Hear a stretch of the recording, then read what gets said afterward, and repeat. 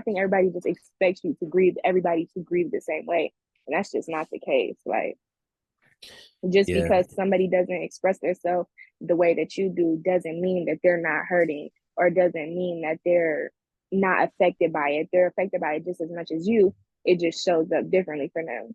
Play the song again for no reason. Let me see it.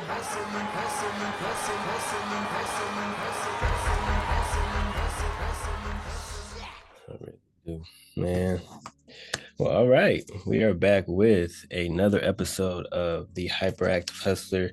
Sitting here with a very special guest, and we'll let her introduce herself in just a second. But today, we're going to talk about grief, how, like, for one, what it is, how long it's supposed to last, maybe, and just how to process it and things like that. Monica, I know this is something very, very close to you. I know you have a lot to kind of share with the audience, but first, just like, who you are, where you're from to get it going. Hello, I am Monica. I'm from Detroit. I'm a poet. I I do a lot. I feel like I wear many hats. I'm a poet. I am a former preschool teacher. Right now, I'm a caregiver for individuals with special needs, and I'm an advocate for like grief and things of that nature. I have a foundation, and we talk about grief a lot, and we talk about the process of grief and losing a parent and all of those things. So, yeah, that's Yeah, me. I didn't even know that you used to teach preschool. Maybe I forgot about that. When was that? Oh, oh my God, maybe I never told you. I've taught preschool. I've worked in childcare for a little over 5 years, and I Wow. recently just retired, not retired, but transitioned out of it and started doing caregiving. So, That's dope. That's dope. So I know, and I like how you slipped your foundation in there. Like that's such a huge thing. She's like, oh yeah, and I have my foundation. Like, no, that's pretty yeah. big. Like that's a I definitely want to, hear more about that, before we get started. So like I guess to keep it concise, what are your short term and what are your long term goals for your foundation right now?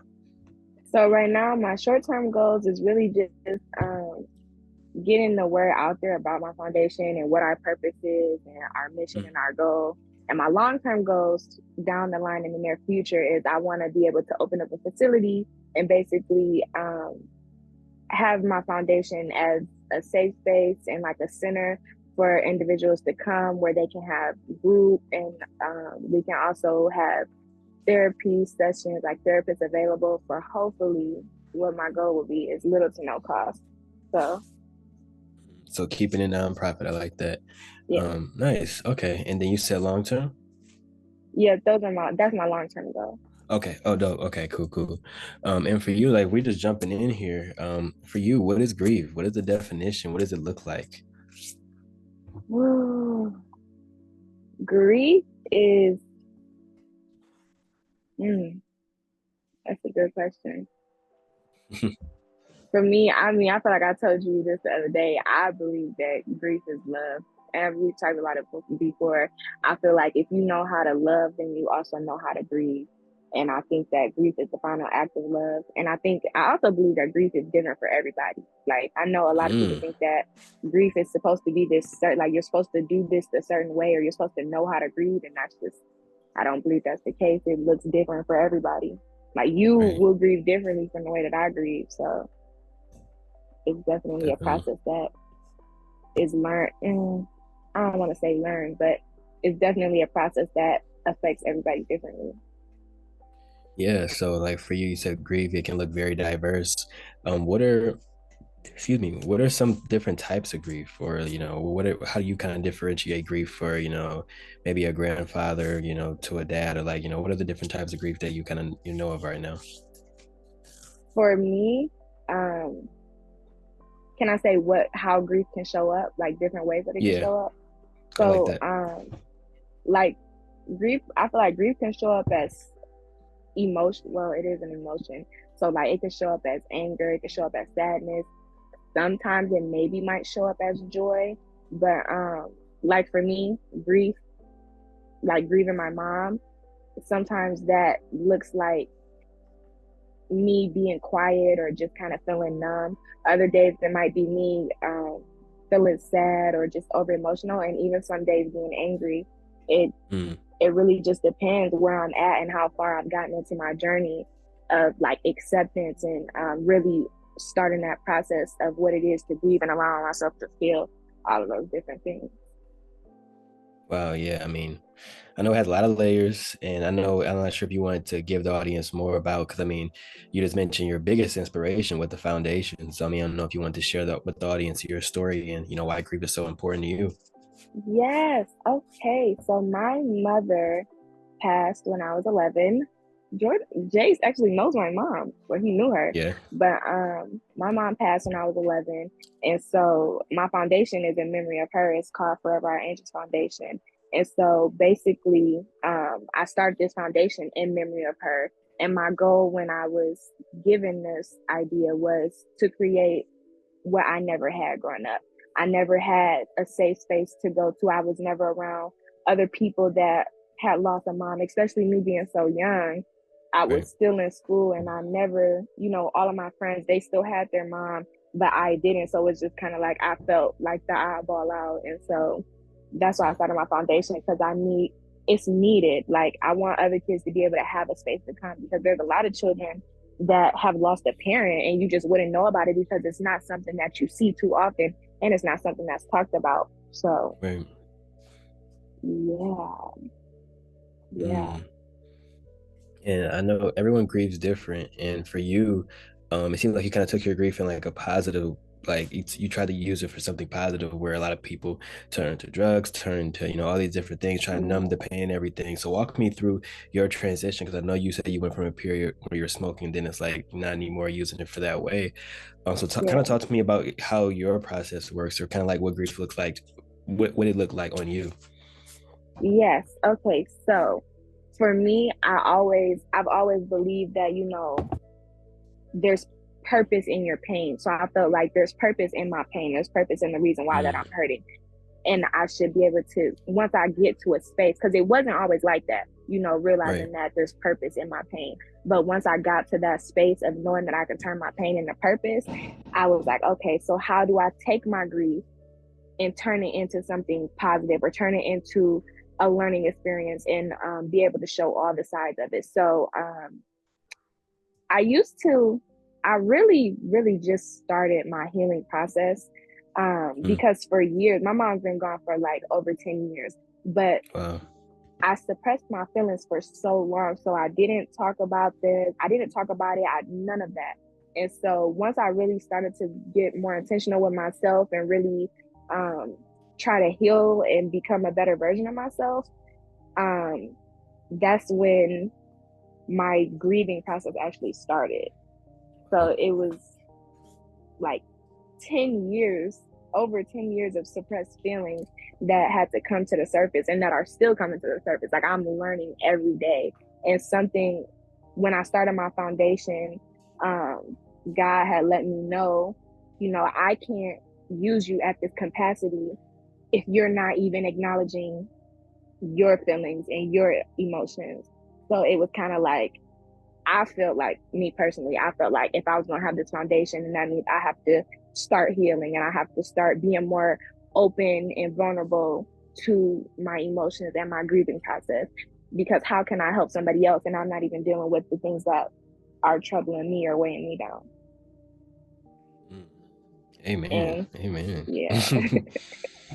And like Okay. you said, I used to smoke, and at first it was for my anxiety, but then um, it kind of turned into whenever I was feeling down. So like if I was having a hard day, or like if I was missing my mom and just having a hard time, I was just, okay, let me smoke, because I know it's just gonna numb me up and make me feel better. And then Right.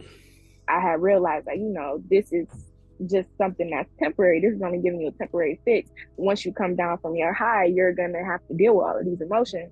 So it was just like, Exactly. okay, I can't get nowhere if I'm using this to, block me from dealing with what I really need to deal with. Because a lot of times I think that we can run away from ourselves and run away from our emotions because it seems too scary. And, a lot of people, if I'm being honest, a lot of people don't want to sit with themselves. I don't be Yeah. wanting to sit with myself, but I Man. know where I want to go, and I know what I want to do. So it's like elevation requires isolation. So sometimes I'm going to have those moments where I'm sitting with myself. I'm going to have those moments where I have to sit and feel all of those feelings and just grieve and go through those different stages and feel everything, you know? And I think one thing that I have learned is that I have to give myself permission to feel. I feel like I And what had does to that give mean? for a long time, I just felt like, you know, I'm just not gonna feel. I don't need to feel. It's okay. Like, you know, it'll be fine. Or I just felt like I don't want to say I didn't deserve to feel, but it was just hard. Like growing up, not really acknowledging feelings or feelings not being acknowledged in my house. It was just Right. kind of like, okay, so what? Like you just keep this to yourself. If you sad, just keep it to yourself. Or if you feeling some type of way, keep it to yourself. But once I started going through this journey, it was like, no, like give yourself permission to feel. You're allowed to feel. You deserve to feel. If you ever want to heal and become better and grow and help other people and speak to other people about grief and trauma, you have to give yourself permission to feel, because there's a lot of people out here that don't think they deserve to feel, or that struggle with allowing themselves to feel because they're scared of what other people may think, or what it may how it may affect them. So it's like, give yourself permission to feel. You deserve to feel. And also that your feelings are not bad. Because for a long time, I felt like my feelings were bad because I feel things so intensely on a different level that it's just like, I don't know. But feelings are not bad. They're good. I agree. I feel things on a very different level as well. And sometimes it can be, you know, like kind of frustrating when people don't quite understand it. Maybe people might dismiss it, minimize it. I know that can, because again, it looks different on everyone. And me Yeah. personally, I'll admit, like before I lost my grandpa, I always was kind of like, you know, why do people cry? Like I was the logical person. Like, why do people cry at Yeah. funerals? That this is inevitable. But yeah, Yeah. when it's someone you see like every day, I guess those are the ones that hurt the most. When, you Yeah. know, when aunties pass and stuff like that, it's like, you know, I love them, but I didn't spend all that time with them.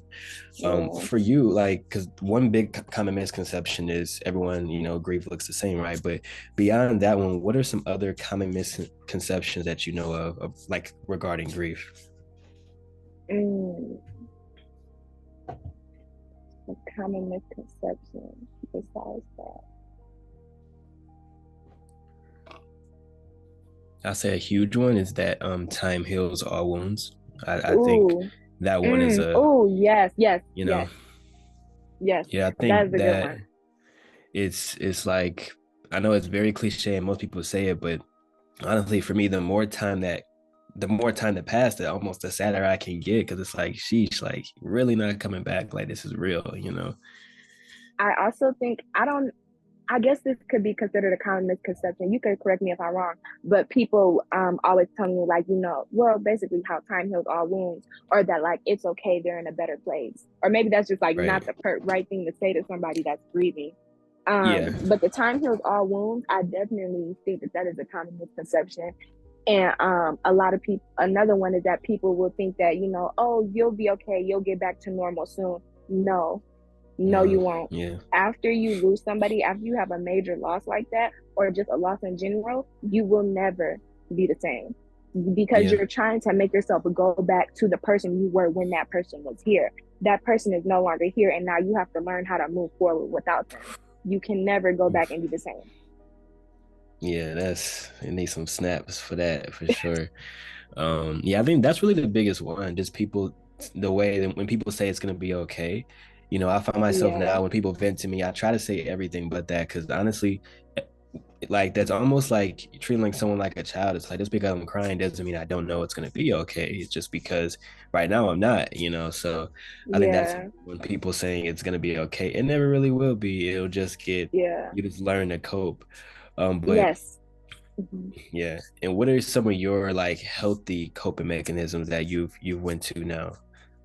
Okay, yes. So a few things that have helped me quite a bit is I think I have about four things that have helped me in my grief process this far. And that's writing out how I'm feeling, journaling, um, doing breath work and meditation, um, spending time in nature and just being outside, and also reflecting on good memories that I had with my mom or with a loved one that has passed. But I want to highlight the main two things that have really helped me. That's journaling and breath work and meditation. I've always, like I said, I'm a poet. I've always enjoyed writing. I've always loved to write, write things that happened to me when I was younger, or just writing in general. But journaling has really, really, really helped a lot, because that another way that grief can show up is that not everybody is able to express themselves vocally how like I'm doing now. Right. So there's different outlets, whether it be through music, whether it be through art, whether it be through writing. Those are different outlets to express yourself, and writing is one of those outlets for me. Mm.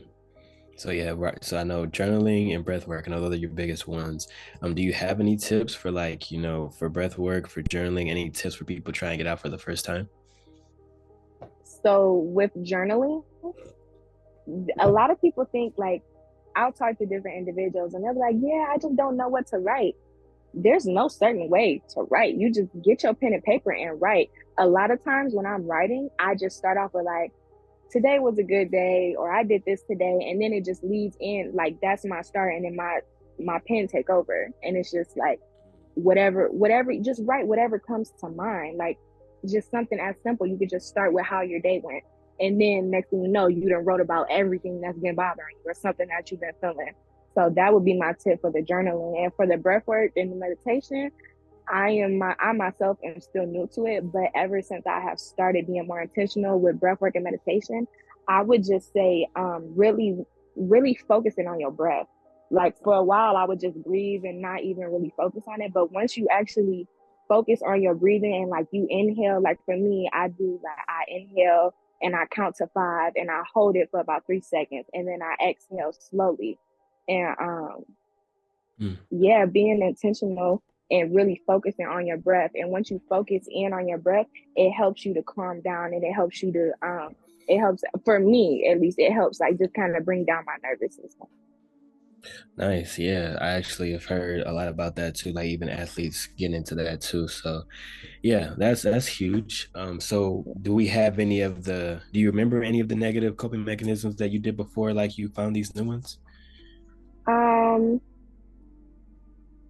I think for me, my biggest negative one was probably just suppressing all my feelings. And then also like when holidays would come around, like Mother's Day or Christmas or things like that, I would just always, people would obviously check on you and stuff. And I'd be like, yeah, I'm fine, knowing deep down I'm not okay. Like I'm struggling. So, I mean, I hate to say lying, but basically just lying and telling everybody I'm okay when really I'm not. Mm-hmm. That's huge. I actually had I went to stopped by a gas station, and when I on my way in, the lady said, "How you doing?" And I was like, "Good." No, I think I was like, "Great." This time, for some reason, her energy made me reply, "Great." And after I got my stuff, I'm like, I really just lied to her, and she looking so hyped. So when I got to the register, I was like, you know what? I am not. I am actually not doing great. I don't even want to lie to you. You look like you're having such a great day. And she just was like, I pray for you and everything. It was a cool interaction, but that like I super agree. Like I hate saying that I'm fine, but I also don't. Sometimes people just ask you, and I know that they're just expecting fine. Like they don't actually feel like talking, and I don't. I would hate to start dumping everything, on them, that came out of nowhere. Yeah. But yeah, so I mean, your story. I know you. Do you have anything else? I was gonna share a little bit of like my experience with grief, but for you, I know you gave an intro. Do you have more that you want to go into about kind of how your journey and how it's been from start to not start to finish, but start to present day? Yeah. So this process is not easy. Um, One thing I've learned in this process, I keep it real. Like I've learned to keep it real. Even with my foundation, I post a lot of videos of like encouragement, but I also make sure to show the sides that are not always encouraging or that are not always good. Because I think everybody expects for everything to just be good and fine and dandy. And I'm a very positive person, and I'm always trying to be of encouragement, but also I have bad days just like everybody else. And so Right. I try to make sure to acknowledge those moments, because I feel like it's very important to be transparent and to show all sides of grief, not just the sides where it's encouraging, or where I'm able to be of encouragement to somebody, or if I'm having a good day, I feel like it's important to let y'all see those sides that are not so encouraging, because I'm human just like everybody else. So I think I would just say it's not an easy process. It's never going to be an easy process. You learn to adjust. Yeah. You Yeah, know? and I definitely agree. I definitely agree. I mean, there's no right way to grieve, so Yeah. it's just that's how it goes. Because for me, mine was I was very very similar. I was lying about my feelings a lot. So I lost my grandma November 2021. And then instead of like actually grieving her properly, I just said, you know what? I'm gonna hold all this in because hey, I still got my grandpa here, and I need to, because it was just guilt. Sometimes everyone grieves for different reasons, and for me, I was grieving harder because I felt guilt not seeing him in the hospital. I hate hospitals, and I hate seeing people when they're so vulnerable. Especially my grandpa, he was just someone who did not want to be vulnerable. So I almost thought Yeah. I was doing him a favor by letting him not have to be seen, in that state. But then it ended up turning bad, and I'm like, wow. So I lost her, and then I plan to like start doing a bunch of nice stuff for him in the summer of next year. But then he Yeah. passed in spring, right before my birthday. So it was the job I was working at the time. It was so stressful, and like trying to do that and grieve wasn't possible. I became so irritable and just so like victim mentality, like almost it was like, Yeah. bigger than me. But I ended up leaving that job for a different job. And when their birthdays came along, because their birthdays are right back to back in October and November, when the birthdays came along, I struggled with my sales. I struggled, just keeping track of stuff. And I get a call. I've told this story to a few people. I'm not sure if I told you the story, but I got a call from my boss. I had told my manager, what's going on, and he, was fine with it. My boss said, hey, I could tell he was in like some club somewhere, and he sounded like he probably was like super high. But he was like, "Hey man, I heard you've been having trouble closing deals, and you said it was because someone died." And he was like, "Dude, everyone dies. I lost my grandma. I barely cried. Everyone dies, and I'm sure that they will want you to be closing more deals for me." And I was like, Whoa, wow, whoa, like, whoa. Whoa. whoa, like what it happened so fast. I didn't even get a chance to like actually rebuttal. I just let him say that because he called me at like 8 p.m. I was probably already sobbing and just not in a good mood. And then I get that call. So Can that I is say like, something real quick? definitely. I'm sorry. And that is a prime example of when I say grief looks everybody for different. Just because Yeah. his loss affected him differently and he didn't cry, but that might not be the same for you. And I feel like that is the worst thing to ever say to somebody. Like, Yeah, it sucked. wow. But Wow. it definitely was a big stepping stone in everything I do now. So like a few months after that, I decided to go full-time entrepreneur. Because actually I called him back and I asked him like, hey, what was up with that? And he was just like, oh, it's just business. This is what you have to do and this is who you have to be. And I'm like, cool. Like, well, I'm gonna go improve that. That's a lie. Because I'm like, I cannot. I worked in so many jobs where up top, as you get higher and higher, the morality of people just goes lower and lower. Like they don't care about, it's just anything to make some money. But I said Mm. that to say, that was, I mean, if for anyone new, for anyone who doesn't know, like, the Hyperactive Hustler was made to kind of talk about mental health, entrepreneurship, and ADHD, just because most people with mental health issues or, ADHD, autism, things like that, they usually fall into entrepreneurship or they would be good in it just because there's a lot of creativity there, and Mm. they don't really fit into like the social norms that jobs have created. But yeah, that was my kind of intro to grief. And like now, like, I have a very small family, so like we've lost a few people, and it's like now it's really Mm. just almost just who's in this house right now. For you, is like, what type of effect did it have? Like how did, like you said, grief is different for you. What type of different grief or like coping styles did you see from the people around you who also knew of her? Um, I know, um, I was young when my mom passed, but Right. even, for example, my sister, me and my sister, we grieve completely different. Like I said in the beginning, I feel things on a more intense level. I've always been very empathetic and more emotional, more sensitive to emotions, my own emotion, other people's emotions. And me and my sister, we are like polar opposites. So the way she grieves is completely different from mine. Like I may cry and be emotional and let those things out. My sister, on the other hand, she is more to herself, and she doesn't really express the way that I do. So seeing that is kind of different. Like, I remember there used to be times where I would just wonder, I'd be like, do you even miss our mom? Like, are you even sad? Like, but then I have to learn, like, grief looks different for everybody. She's not going to grieve the same way as I am, and I'm not going to grieve the same way as her. And that's okay. You can't expect, I think everybody just expects everybody to grieve the same way.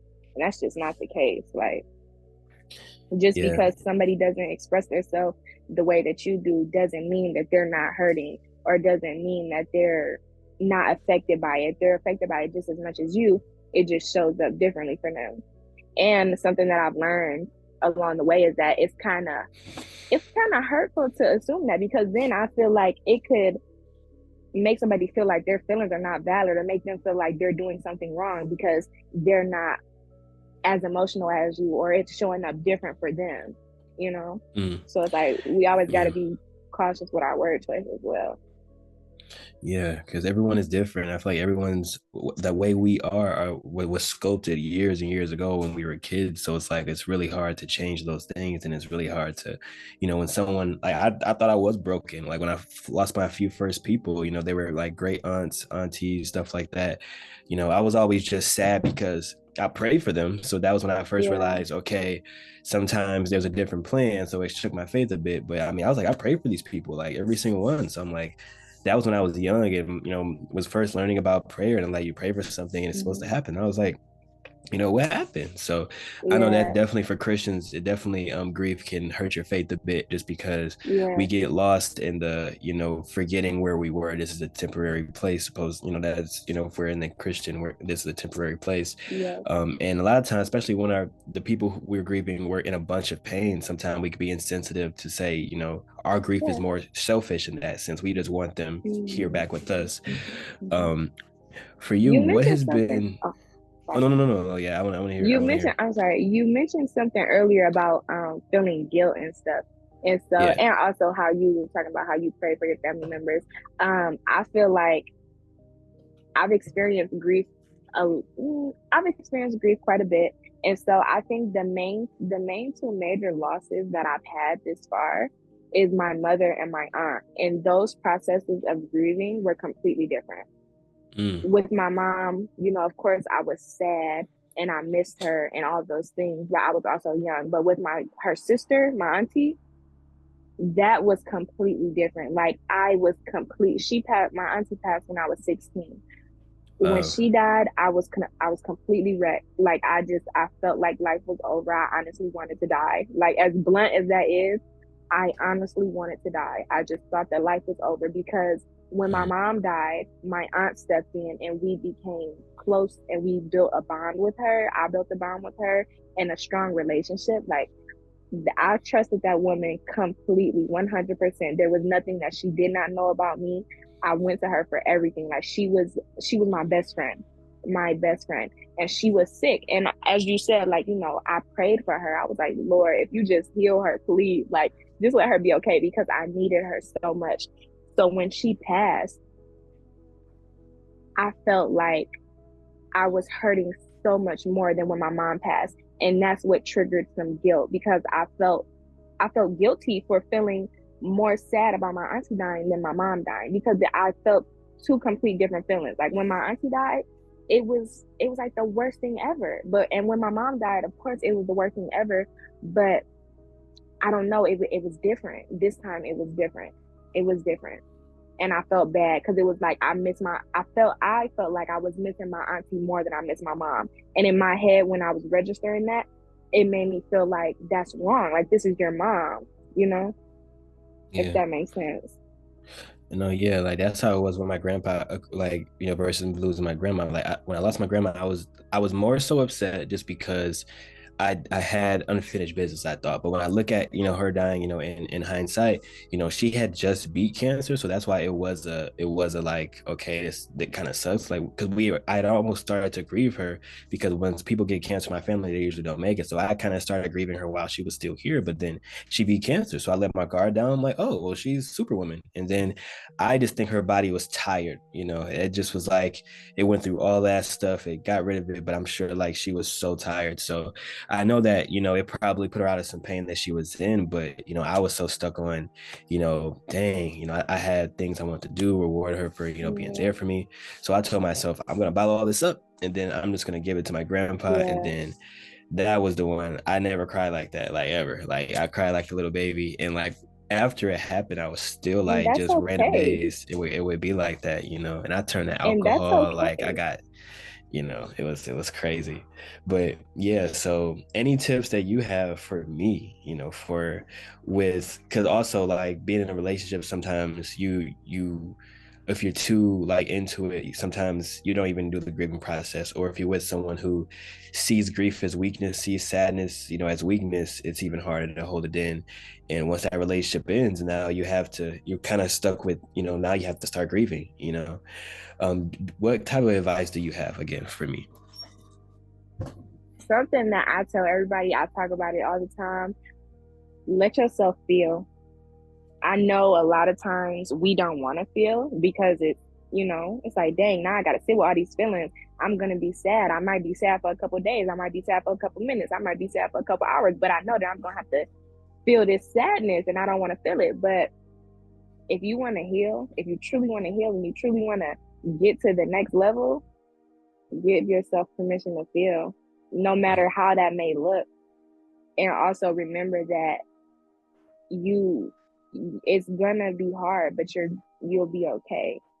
Like, it's gonna be a process, but you'll get through that process. It's a learning process, and you're gonna learn something through that. It's a lot of times I've started to shift my perspective a lot within the past couple of years, and instead of asking why is this happening to me, I switched the question to what am I supposed to be learning from this? What can I gain from this? Because there is something to gain out of your pain or out of your grief.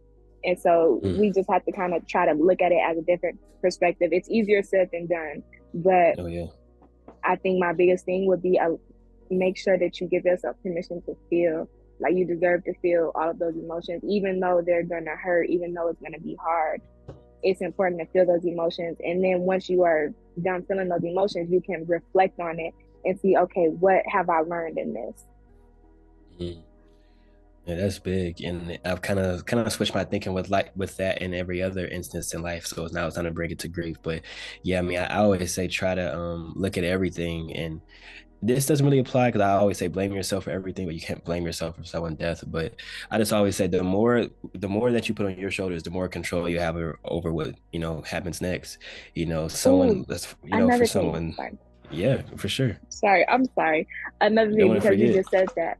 Yes. Another thing, because you just said, knowing you're in control.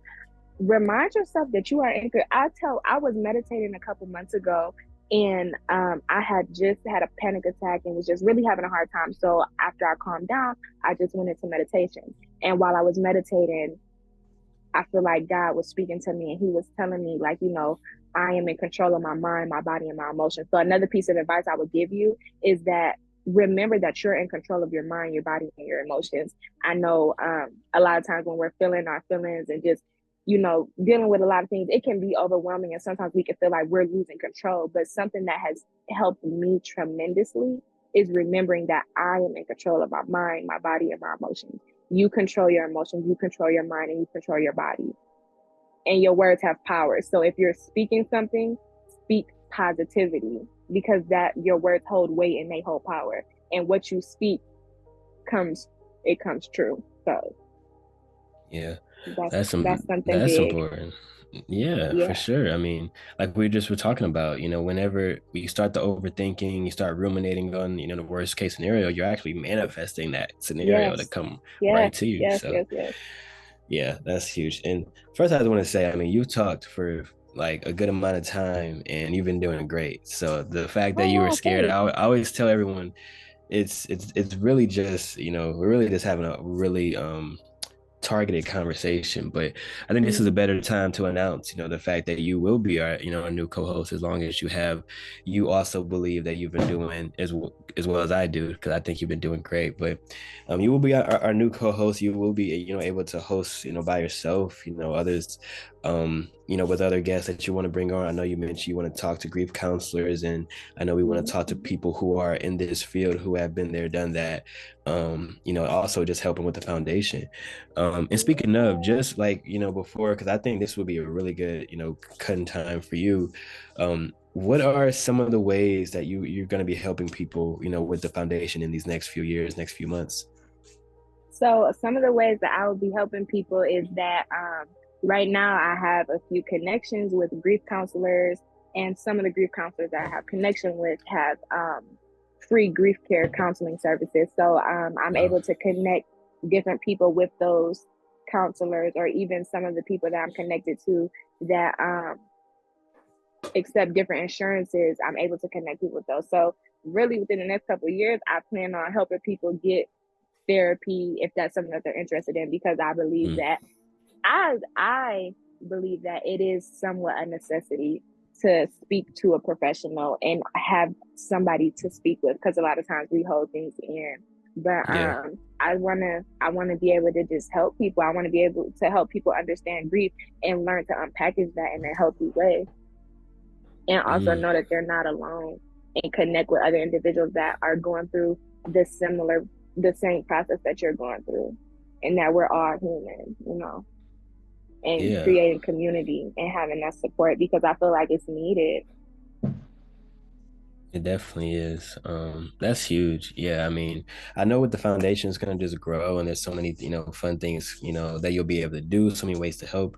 What is your favorite, like, what are the biggest thing you're looking for? Like, maybe it's you want to go to a school or a college, or what's like kind of the biggest thing you're looking forward to with your foundation? I think right now the biggest thing I'm looking forward to is, I really, really, really, really, I don't know when it's gonna happen, but I'm speaking it. I really want to offer Forever Our Angels Foundation as a after school program for students that have lost a parent. I want to be able to go into the schools and offer my foundation as a after school program. So like, they can stay after school, and I would have grief counselors available to speak about what grief is, and also connect students with grief counselors if that's something that they're interested in, and also allow them to connect with other individuals that are going through the same thing they're going through, because you never know, something that may help somebody else in their journey of grief might help you, or something that you do in your journey of grief might help somebody else. So really just building that community and connecting with different people. But I really, really want to be able to go into the schools and talk about Forever Our Angels Foundation, and talk about grief, and talk about the loss of a parent, and really create that community, and with young ages, and even like high school ages. Yeah, and I know in high school that's when it's really hard. Like you're at the oldest, losing a parent before like you're an adult. So those are really important years. And a lot of people I've seen people lose people while they were in high school, and like kind of completely lose it, grades and everything slip away, because people, like can imagine, like for like, someone 30 years old, losing a mom sucks, but imagine someone 17, 16 and getting younger and younger. So definitely glad that you're looking to provide support for people in that niche, just because the teachers really don't know how to deal with it. I remember when I was just, dealing with a little bit of grief, teachers are really, that's out of their comfort zone. I mean, you have to do your homework, you have to do these things, life doesn't stop. But I think, we're doing great on time for you. Just any last biggest takeaway from today in our conversation? Like, what's the biggest, like if someone just tuned in right now, and they're about to miss out, what's like the biggest thing I guess you can take away from this conversation and grief in general?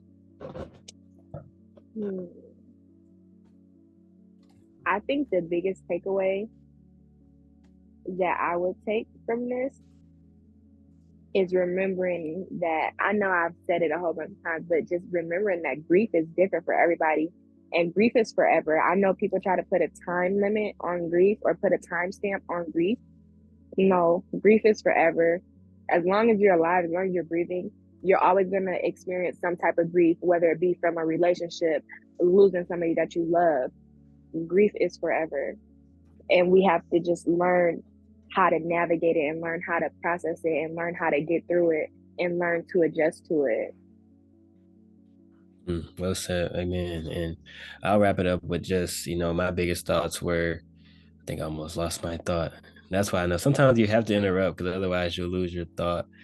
I was gonna say being able to, one thing that's helped me was just saying the phrase, just focus on the things you can control, especially when you're overthinking. And with grief, for sure it helps a lot, because it's like, even though it's easier said than done, but there is nothing you can do once that person is gone. So focusing on that all day, ruminating on it, is going to really ruin your day, just because it's irreversible. So I just want to say, first of all, thanks for offering your time, offering your knowledge. And I'm excited to see how what role you play excuse me, what role you play in us growing, what role you play in us with doing some collaborations with people from your foundation. But yeah, I mean, any last words before we sign off? I'm just excited. Like, this is something that's always been passionate for me. Like, talking about grief and just bringing more awareness to it, because I feel like it's not talked about enough, and it's something that's important. And I feel like it's my job. Like, I'm the person that's supposed to bring awareness to this. Like, I'm just excited to see where this goes. Like, our generation about to heal. Like, yeah. It's that time. And yeah, I mean, I had another thing I was gonna say. Oh yes, so like, again, our this podcast focuses a lot on entrepreneurship as well as mental health, and I just thought about the fact that entrepreneurs who deal with grief, like, it can be detrimental. It can and will be detrimental to your business if you aren't talking to someone and doing it right. Because that definitely happened to me, over these months, and even back then. Because especially if you feel things very intensely, like for me, I'm open to say it, I've been evicted twice just from not working, just stopped working completely, and some people didn't even really know how bad it was, because they just always think I got it. But I was going through a period of time where I couldn't even work. I would try, and like, for some reason everything would remind me of my grandparents or whatever the case may be. So definitely excited to talk to some entrepreneurs. And also I would love to do something like that in collaboration with you, where we also seek out the entrepreneurs or people who are self-employed, because if you're your own boss and your mental isn't right, you're gonna lose out on a lot of money, because time is money. But yes, our next episode, we're going to be talking about unlearning behaviors. I'm really excited about that as well. So everyone watching, I hope you guys enjoy this episode, and I really hope you guys enjoy the next one. But we're out. That was your first episode co-hosting, your first episode on here. Yeah.